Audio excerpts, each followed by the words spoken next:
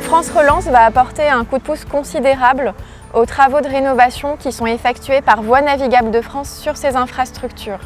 Au niveau national, cela représente 175 millions d'euros de soutien sur 2021 et 2022 et la Bourgogne-Franche-Comté se positionne très favorablement par rapport à la France entière puisque plus de 42 millions d'euros de travaux vont être réalisés dans les 2 prochaines années grâce au plan de relance.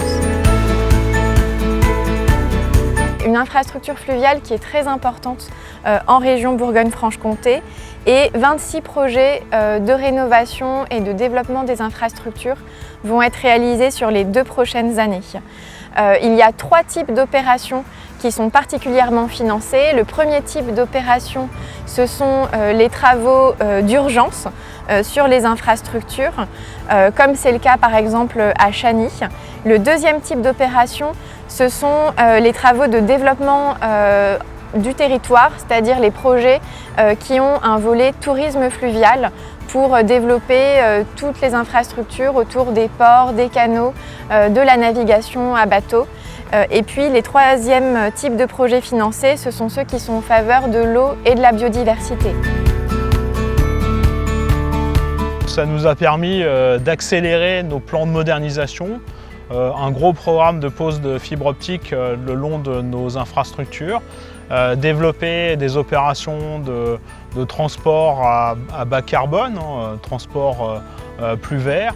Le bief de Chagny, situé derrière moi, donc ce morceau de canal du centre entre les 2 écluses de part et d'autre du port de Chagny, souffrait depuis de nombreuses années de plusieurs pathologies. Donc le plan de relance nous a permis, au lieu de conduire des opérations que nous aurions fait par petits tronçons sur 4, 5, 6 ans, de faire une opération complète sur ce grand bief de 2 millions d'euros pour résoudre la quasi-totalité des problèmes que rencontrait ce morceau de canal.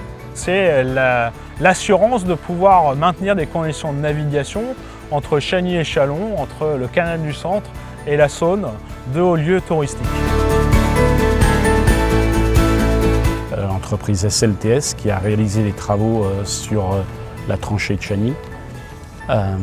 Donc ce plan de relance a permis à l'entreprise de démarrer l'année très sereinement.